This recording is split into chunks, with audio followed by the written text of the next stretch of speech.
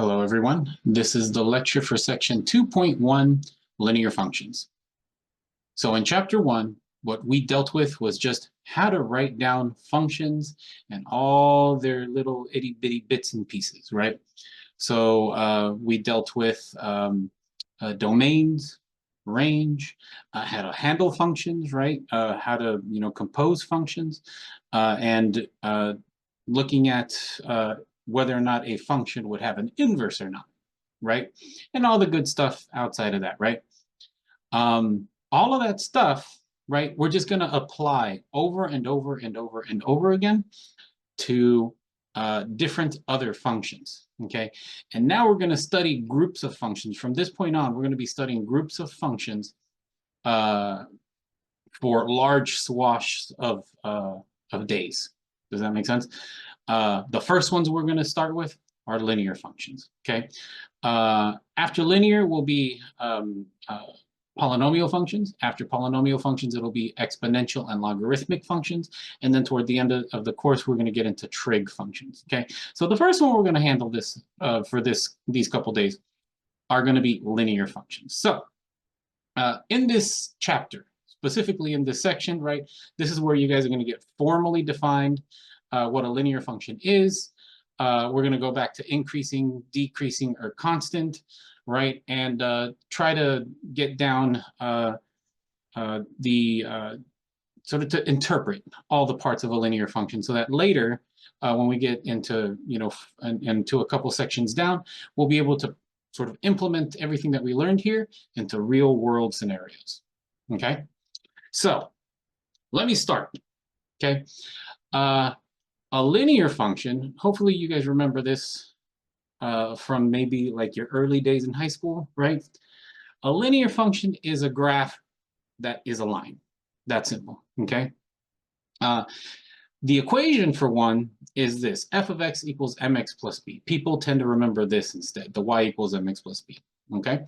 There are two parts, b, which is what we call the initial or the starting value of a function, okay?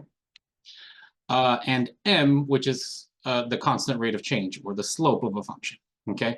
That b value, right, instead of being called the initial or the starting value of the function, of our linear function, right, is also going to be our y-intercept, okay?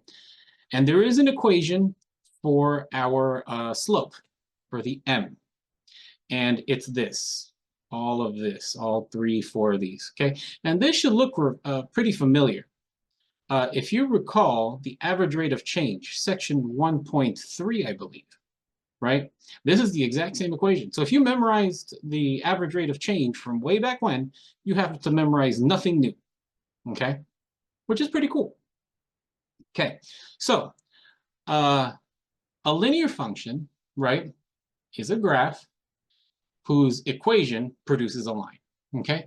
So something like this, right? So just whoosh. Okay, there we go. It gave us our line, okay? There are two important points, okay? And let me do them in order here, right? So whenever you have something like this and you go, let's say we want to go from this point, right, to this point, okay? You guys can see that it'll be so many over, right? And so much up or down, right? This is what we call the change in the x and the change in the y. You get those amounts, right? And that is your slope. That is your slope, okay? And it just so happens to be that equation, like I said, from the average rate of change, okay? One more important point is this point right here. We know that as the y-intercept, that's going to always be, when you have the linear equation, that's going to be 0, comma, b. That should be that point right there. Okay? Simple enough, right? All right. But now what I want to do is I want to show you guys how to actually find the equation of a line that goes through 2 points. Okay? And it's essentially finding these two things right here. It's finding the m right? And then finding the b. Those are the two things that you have to do, right? All right, so let's go down to our example, okay? So in this question, I'm asking you to find the equation of the line that passes through these 2 points. This point and this point, okay? That is all you need to find the equation of a line. So we know this it's asking us to find the equation of a line. We're looking for a y equal mx plus b. This sort of gives us our steps. We find m first, we find b second. So that's going to be step 1. Is going to be step 2. So let's go ahead and do m. So step 1, right? My m is going to be y2 minus y1 all over x2 minus x1. And the same rule applies here from back when we were doing average rate of change, right? If you have 2 minus 1 on top, it's got to be 2 minus 1 on the bottom, right? You can switch them, but you got to switch both of them. So you can do y1 minus y2, but at the bottom, it's got to have to be x1 minus x2, okay? All right, so I'm going to label some stuff. I'm going to say this is my x1, comma, y1, right? And this is going to be my x2, comma, y2. This is perfectly fine to label stuff, okay? So off to the races.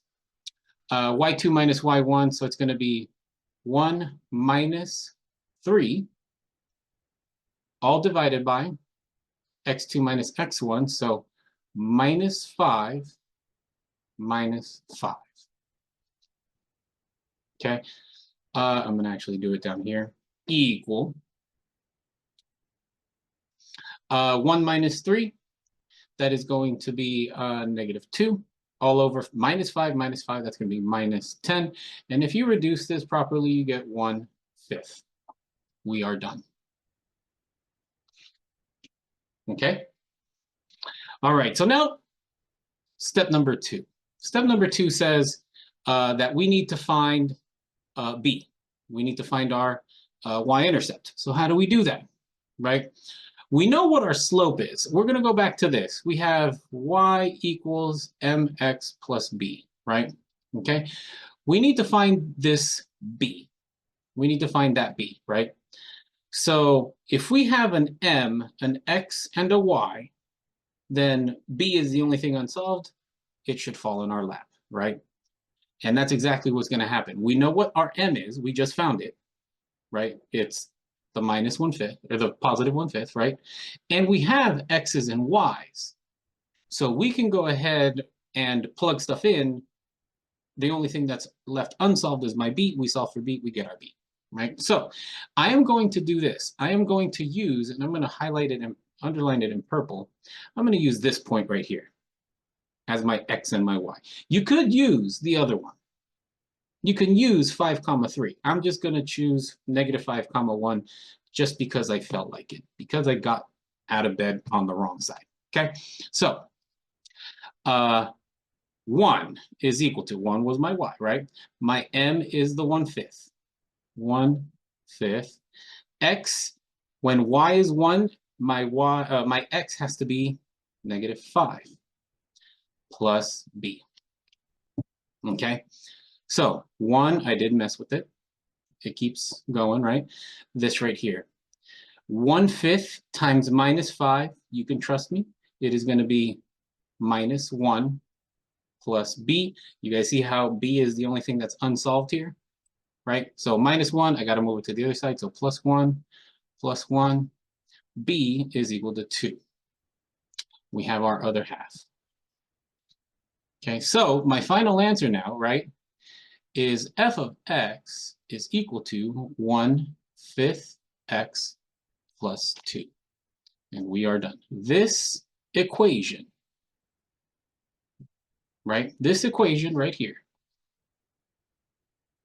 is the linear equation that goes through these 2 points. Okay, as always, you can verify this. Go ahead and throw this into Desmos, right? And you can go ahead and check that it does indeed go through these 2 points, okay? All right. So I will leave you guys to try that out. I've got some quick checks here. We'll do these during class as usual, okay? What I do want to show is this, okay? Each one of the equations from above, so you guys are going to graph you guys are going to figure these out. You're going to give me equations for these during class, okay?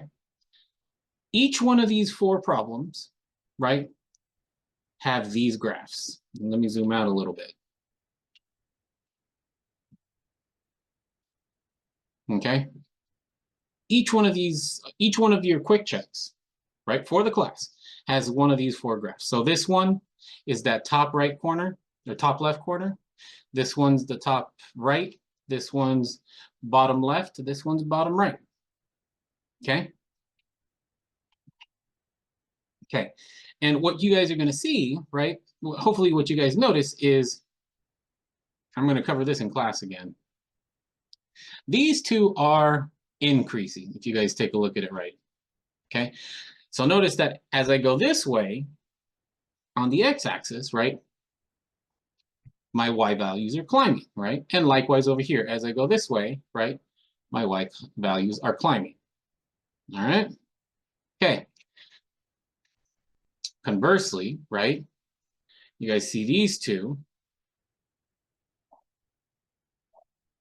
Okay? You guys see that as I go this way on the x-axis, right, my y values are dropping, right? And likewise here. If I go this way, my y values are dropping. Okay, so just by looking at my graphs, right, or just by looking at my equations, okay, how can we determine if something is increasing or decreasing? And hopefully you guys remember this from high school. And if not, that's all right. That's why we're going to cover it in class. Okay, we are going to look at, right, how do we determine if a linear function is increasing or decreasing? We look at the slope. Whoa, how about I write that right, huh?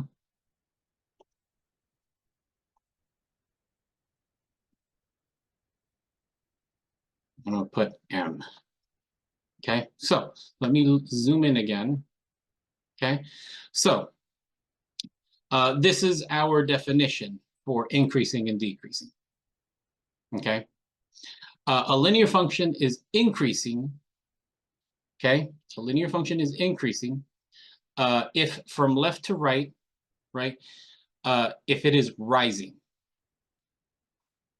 Okay, if just how we did increasing and decreasing back in chapter 1, right? If we go from left to right and our y values are increasing, we say that that is a rising function, right? Okay. And then if it's doing the opposite, if we read it from left to right, right, and it is falling, then we have it's decreasing, right? Okay. A graph is constant if there is no slope at all. Okay. So to summarize, okay, really quick to summarize, we have a increasing linear function, okay, if my m value is bigger than 0, okay, strictly bigger, okay. It's decreasing if m is less than 0, okay, and it is constant if m is equal to 0, okay. What people tend to remember is this, right? It's increasing if your slope is positive.